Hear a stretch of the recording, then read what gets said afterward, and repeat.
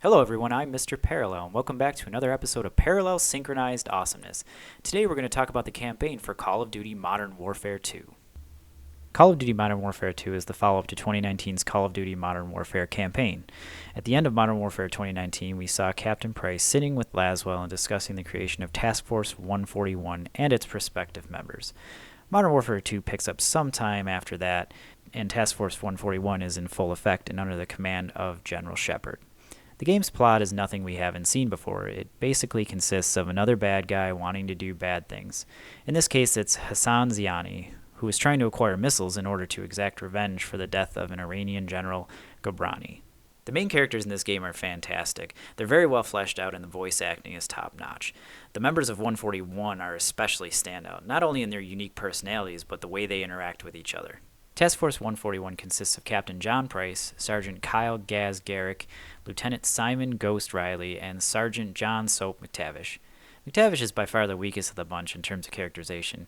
He comes across a little more like standard military instead of special forces badassery that the rest of the crew ooze. Still, he holds his own fairly well. The standout character for me is Gaz. Something about him just makes me really like him as a character. I think it's due in part to the fact that he's basically a junior Captain Price in the making. His relationship with Price really feels like an authentic mentor-apprentice relationship. I still get chills whenever I play Modern Warfare 2019 and Price gives him the speech about drawing the line wherever he needs it. Another big standout in the character realm is that of newcomer Colonel Alejandro Vargas. This guy's just awesome when he's on screen, commanding presence while also projecting the idea that he is doing the things he's doing out of a general love for his home. I also really like the way the other members of 141 immediately have respect for him. It seems born out of a mentality of, you've seen and done some shit, we've seen and done some shit. I just love the idea that these guys bonded and formed a relationship due to their shared experience. It feels really genuine. The antagonists in this game are serviceable for what they do. Though they all are pretty much overshadowed by the heroes, there is one character who just oozes asshole from the moment you meet him. I don't want to reveal who it is because it's a bit of a spoiler. You'll probably be able to pick him out as soon as you come across him because the urge to knock his teeth out is very strong. So let's get to the gameplay. Well, it's every bit as good as Call of Duty Modern Warfare 2019. It has tight shooting controls, frantic combat experience, and the action set pieces galore that we've all come to expect from a Call of Duty title. However, it does have some missions that are a little more slow-paced, and stealth is more of the focus. I did feel at times that the controls did not always lend themselves to what was being commanded. For instance, one mission sees you running down the mountains to escape pursuing enemies. At one point, you're meant to jump from various ledges, and I'm not sure if this particular ledge was glitched or not, but I kept kind of bouncing off the wall and falling to my death until finally I got it right. A different scenario involves stealthily swimming around and taking out guards, and what I found here is that the controls often caused me to pop out of the water a bit too soon, alerting the enemies before I could get the takedown prompt.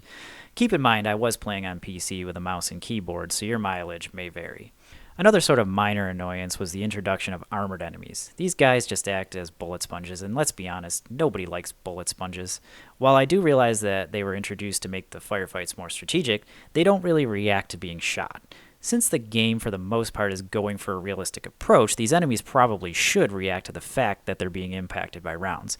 It's not a huge deal, it just sometimes takes you out of the experience a bit. Another gripe I kind of had was with the mission structure. This game just doesn't have that one mission. And anyone who's played Modern Warfare 2019 knows what I mean. That game had several standout missions that were genuinely thrilling, and you could just keep replaying them over and over and over and never getting bored.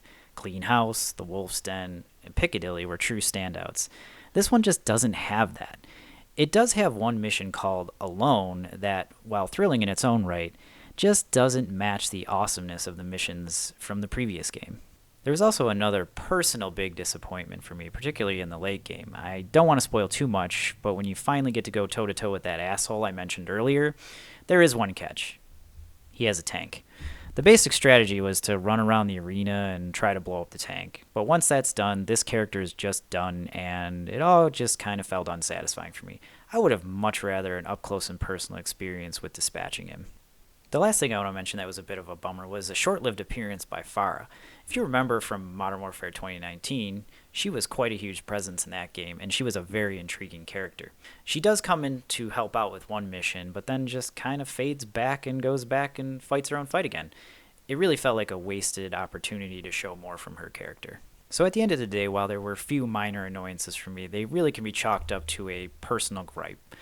Modern Warfare 2 is a good step forward and maybe a half step backward for this franchise's reboot. While it's not as good as 2019's installment in my opinion, in terms of standout missions, it is definitely still a fun experience. If you're invested in the reboot of this franchise, you won't want to miss this one. I give Call of Duty Modern Warfare 2 4 out of 5 parallels. Alright, that about wraps it up for my Call of Duty Modern Warfare 2 review. I hope you enjoyed it. Stay tuned for more great content from yours truly, Mr. Parallel.